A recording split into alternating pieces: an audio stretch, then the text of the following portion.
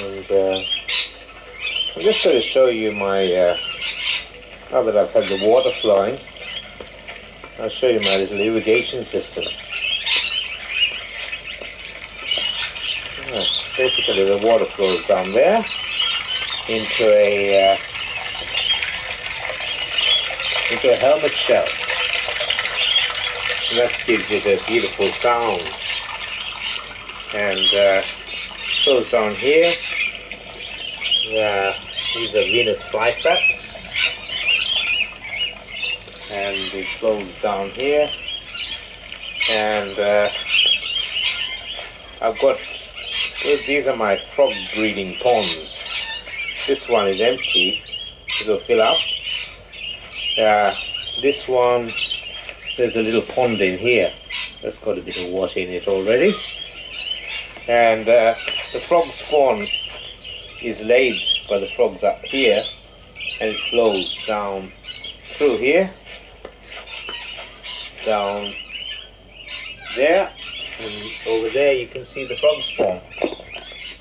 There's little bubbles there. Yeah. This was recorded in 2013, December. In 2015, on my birthday in fact, my neighbour reported falsely that I was threatening him with a knife when I was beating off him back from across the road. And I was taken away and locked up at the PA hospital, and they bulldozed all my work. Did it again in 2023, starting on my father's birthday, 16th of January. But then 13th of January, police and the city council and the hospital, who were colluding obviously, each sent 2 people. The 6 white guys came to my house, and they handed me an enforcement order saying that my garden was I had potential for breeding rodent, and they had initially reported that I'm breeding snakes. I've seen one carpet snake in 15 years. So they bulldozed all of this, first of all in 2015, and kept me locked up at the PA hospital where my father used to work. They kept me locked up for 2 months while my father tried to sell my house, get my mother to write to the council that it's occupied, this house is occupied by a mentally disturbed squatter. So my father called me mentally disturbed squatter. He also told me years ago, remember 2 words, dole bladger. Dole bladger, the person on unemployment benefits. I was, and I'm not, I never have been a dole bladger. I'm a very hard worker. And my sister called me a dole bladger as well. She didn't say Ratner. And she was involved in the destruction of my business in 2015, and then again destruction of my whole garden, bulldozed it. See the photograph. That was in 2023, and before that, in 2022 June, the police contacted the hospital and asked them to keep me on a treatment authority post. It used to be called involuntary treatment order.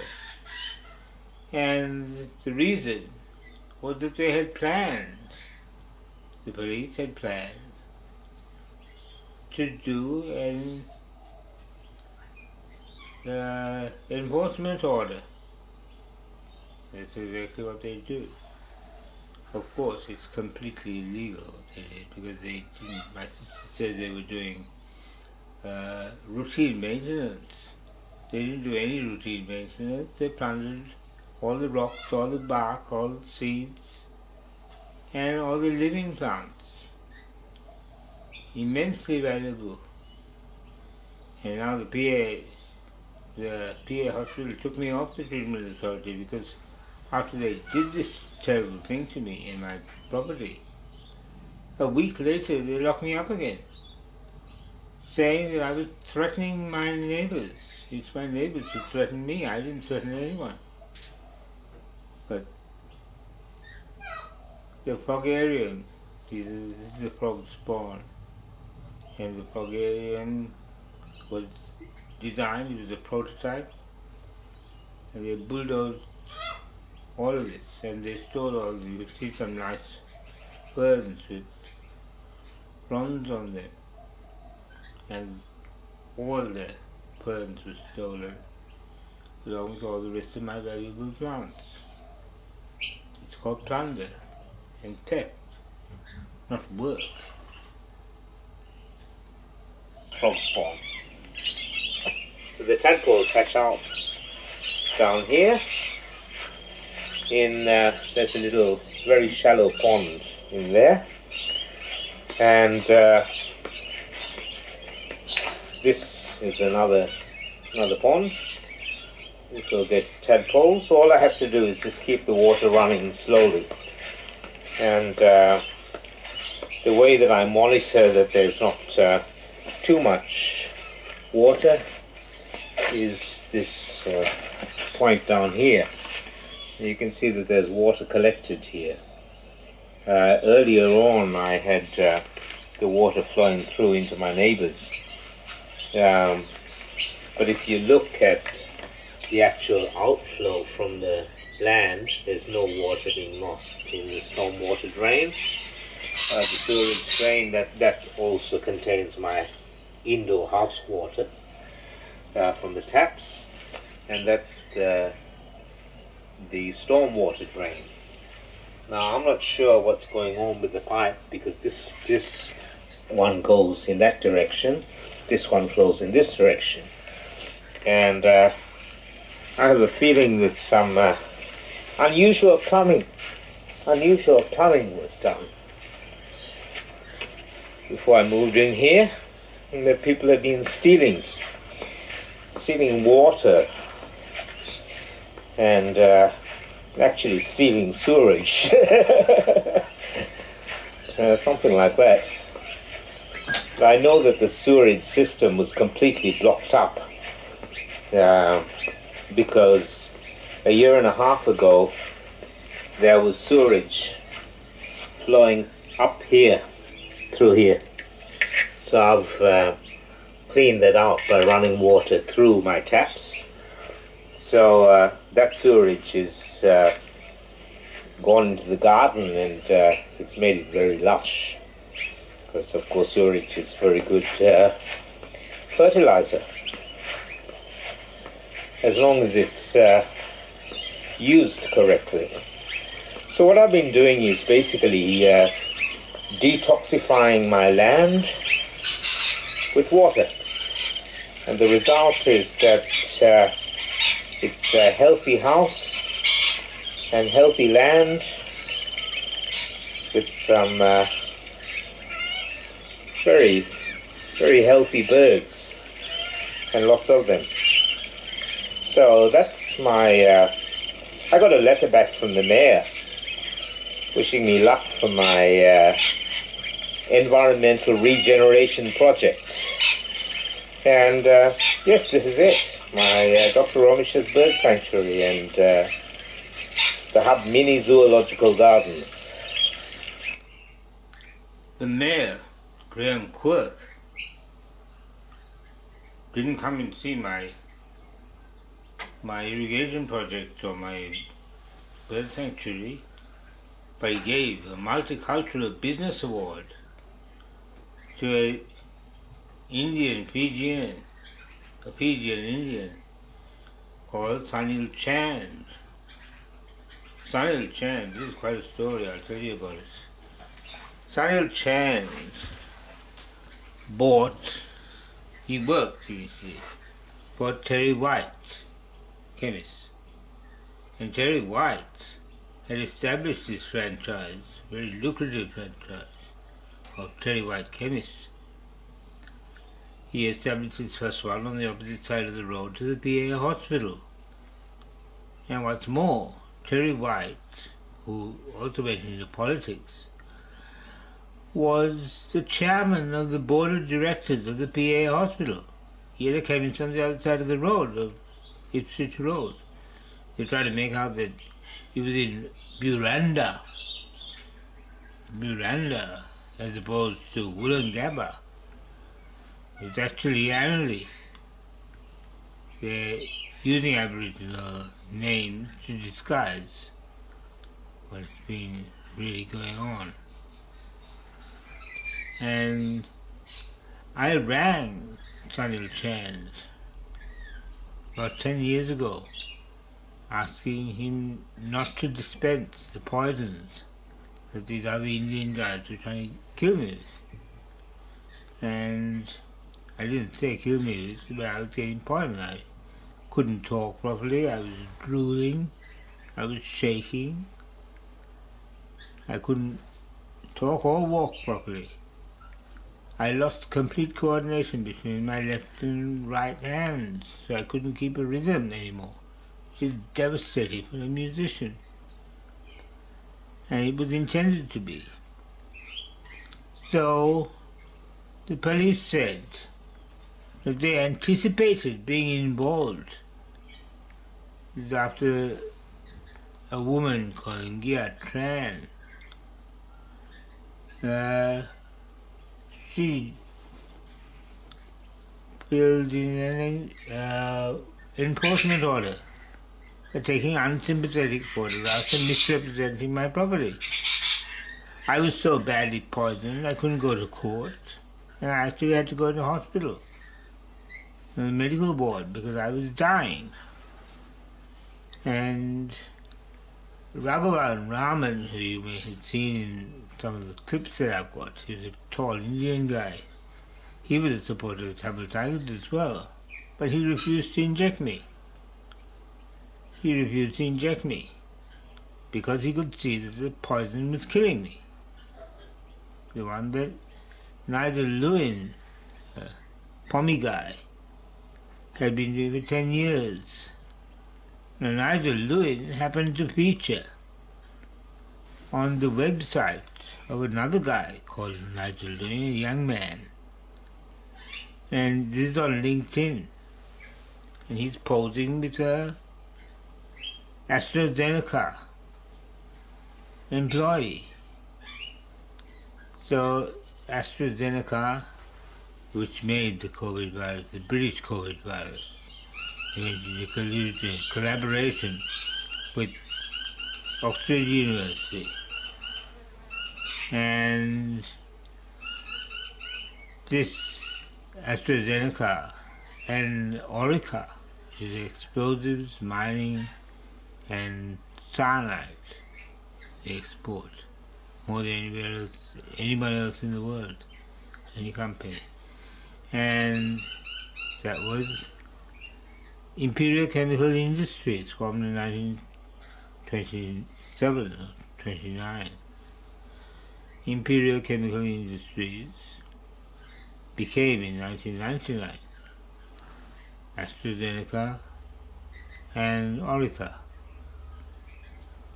So I have considerable evidence that it's Imperial Chemical Industries who supplied the Tamil Tigers with cyanide, explosives and detonators for the sole purpose of terrorism. I also have evidence that the Tamil Tigers are plundering the wildlife of Sri Lanka and the body parts of its people who were killed in the war. It was all orchestrated from Cambridge University and London. My father, you can tell from his Cambridge tie, and his behavior over the last 90 years or 70 years. And he's a spy for the British. He behaves like a spy. And he did groundwork for the war in Sri Lanka between 1969 and 1975. Took out a contract on Alfred Zurayappa the mayor, Tamil mayor of Jaffna, he wanted to set up a university in collaboration with the federal government, the government, not federal government, national government of Sri Lanka and Colombo.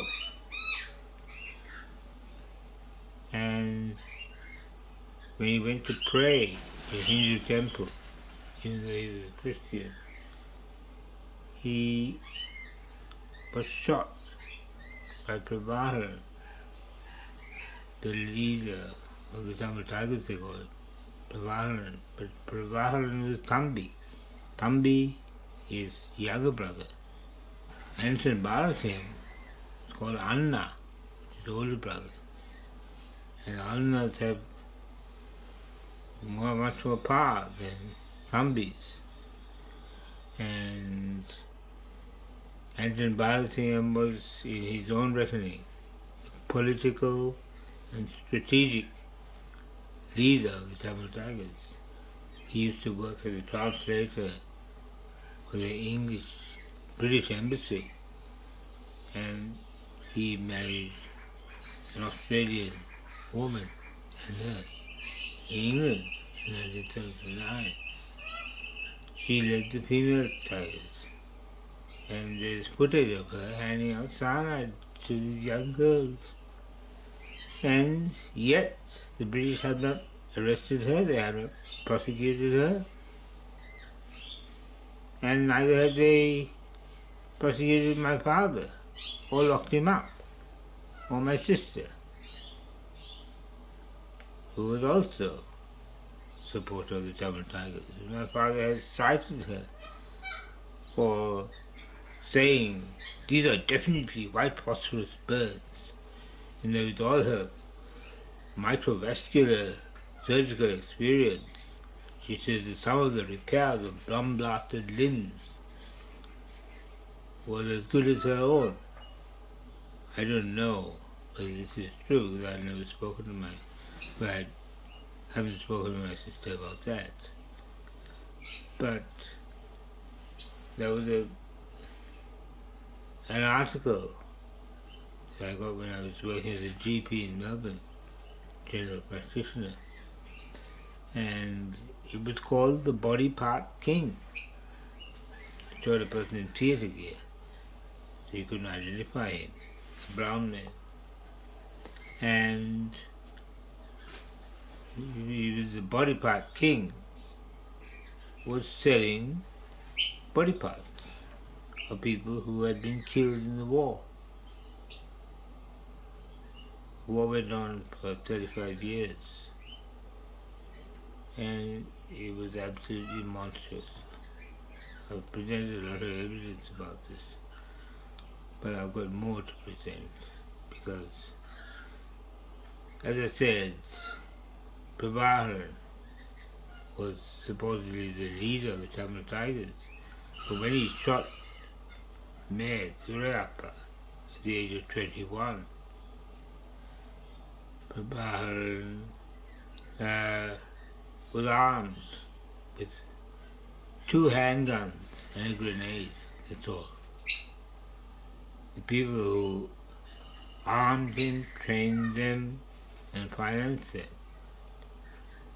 was the Indian state of Tamil Nadu under Indira Gandhi, whose son Rajiv Gandhi was killed by a Tamil Tigers suicide bomber. And in defense of suicide bombers, my father has said, we don't have paper jets, which are Israeli jet planes. So we have to send our bombs on 2 legs. He said that the concern about child soldiers, he said we knew that the LTGA were promoting child soldiers, but the Sri Lankan government 10 times, 100 times worse. But Sri Lankan government does not use child soldiers. And my father said, at least they give them some training. It's endless defenses or excuses for the Tamil Tigers. And the PA hospital have locked me up and tortured me over and over again in the past 17 years. And they have written that I have a delusion about my father supporting the Tamil Tigers. It was not at all a delusion. It's frankly extremely obvious if you want to find out the truth. People at the PA didn't want to find out the truth. They wanted silence, dissent.